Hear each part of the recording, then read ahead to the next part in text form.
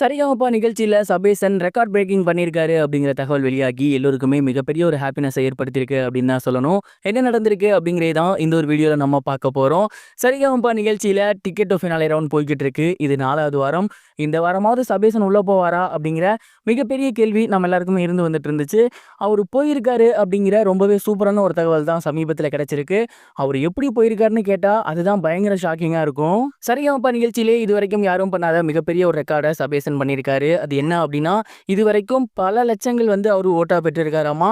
அதுவும் ஒரு ticket to ஃபினாலேக்கு இவ்வளோ ஓட்டுகள் வாங்கினா முதல் ஆள் இவ்வளோ தானாமா. அந்த அளவுக்கு சூப்பரான ஃபேன் பேஸை அவர் கிரியேட் பண்ணி வச்சிருந்திருக்காரு.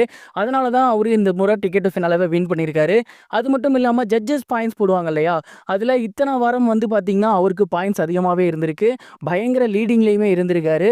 இந்த ஒரு காரணத்தினால தான் இந்த 2 காரணம், அதாவது ஜட்ஜஸோட பாயிண்ட்ஸ் அடிப்படையிலையும் அவர் பயங்கர லீட், ஃபேன்ஸோட ஓட்டிங் அடிப்படையிலையும் அவர் பயங்கர லீட். இந்த 2 லீட்ஸ்னால தான் இந்த முறை அவரு டிக்கெட் டு ஃபினாலேக்கு செலக்ட் ஆயிருக்காரு. சபேசன் டிக்கெட் டு ஃபினாலேவை வின் பண்ணதுக்கு அப்புறம் அங்க இருந்து எல்லாருக்குமே பயங்கர ஹாப்பினஸ் அப்படின்னு தான் சொல்லணும். குறிப்பா ஸ்ரீனிவாஸ் அவர்கள்லாம் ரொம்பவே எமோஷனல் ஆகியிருக்காரு. சபேசன் லேட்டா வந்தாலும் லேட்டஸ்டா வந்துட்டீங்க, அந்த அளவுக்கு ரொம்பவே சூப்பரா உங்களோட என்ட்ரி இருந்திருக்கு, அதிக ஓட்டுகளும் நீங்க தான், அதிகமான மதிப்பெண்களும் நீங்க தான் அப்படின்னு சொல்லும் போது ஒட்டுமொத்த அரங்கமுமே மிகப்பெரிய அளவில் அதிர்ந்திருக்கு.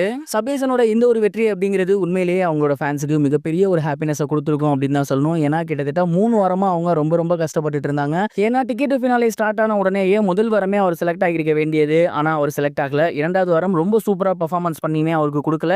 கடந்த வாரம் பார்த்தீங்கன்னா யாருமே எதிர்பார்க்காத விதமாக ஸ்ரீஹரிக்கு கொடுத்துருந்தாங்க. இதற்கு எதுக்குப்பா நீங்கள் அவரை உள்ளே வச்சுட்டு இருக்கீங்க, வெளியே அனுப்பிடலாமே அப்படின்னு எல்லாருமே சொல்லிட்டு இருந்தாங்க. ஆனால் எதற்காக அவரை வெயிட் பண்ண வச்சோம் அப்படிங்கிறதுக்கு ரீசனாக தான் இந்த முறை பார்த்தீங்கன்னா அவரு ரொம்பவே சூப்பரான ஒரு மேசிவ் பர்ஃபார்மன்ஸ் கொடுத்து மேசிவ் ஓட்டுகளும் வாங்கி டிக்கெட் டு ஃபினாலேக்குள்ள நுழைஞ்சிருக்காரு. இதே மாதிரி டைட்டிலும் வின் பண்ணுவாரா அப்படிங்கிறத பொறுத்து இருந்து பார்க்கலாம். இது ஒரு புறம் இருக்க, சிவகார்த்திகேயனோட அடுத்த படத்தோட ஹீரோயின் யாரு அப்படிங்கிற தகவல் வெளியாகி சோசியல் மீடியால பயங்கர வைரலா போய்கிட்டு இருக்கு.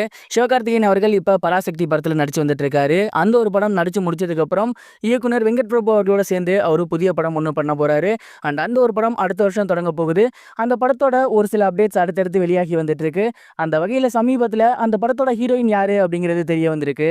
அந்த ஒரு படத்துல மலையாள ஆக்ட்ரஸ் கல்யாணி பிரியதர்ஷன் அவர்கள் தான் ஹீரோயினா நடிக்க போறாங்களாமா. அண்ட் சமீபத்துல அவங்களோட நடிப்புல வெளிவந்து லோகா படம் மிகப்பெரிய ஒரு வெற்றி பெற்று இருந்துச்சு. இதற்கு முன்னாடியுமே அவங்க சிவகார்த்திகேயனோட சேர்ந்து ஹீரோ அப்படிங்கிற படம் பண்ணாங்க. அந்த ஒரு படம் மிகப்பெரிய அளவில் போகல. இருந்தாலும் கடந்த படத்தோட மிகப்பெரிய வெற்றியின் காரணமா அவங்க இந்த கதைக்கு செலக்ட் ஆகியிருக்காங்களாமா. சிவகார்த்திகேயன், வெங்கட் பிரபு, அதே போல கல்யாணி பிரியதர்ஷன், இவங்க 3 பேருமே சமீபத்தில் மிகப்பெரிய ஹிட் கொடுத்துருக்காங்க. இந்த ஒரு காம்போ எப்படி இருக்க போகுது அப்படிங்கிறத பொறுத்து இருந்து தான் பார்க்கணும். கோட் படத்துக்கு அப்புறம் வெங்கட் பிரபு அவர்கள் சிவகார்த்திகேயனோட தான் பண்ணுவேன் அப்படின்னு இவ்வளோ நாளாக வெயிட் பண்ணியிருக்காரு. இவ்வளோ நாள் வெயிட்டுக்கு அர்த்தமா அந்த படம் இருக்குமா அப்படிங்கிறத பொறுத்து இருந்து பார்க்கலாம்.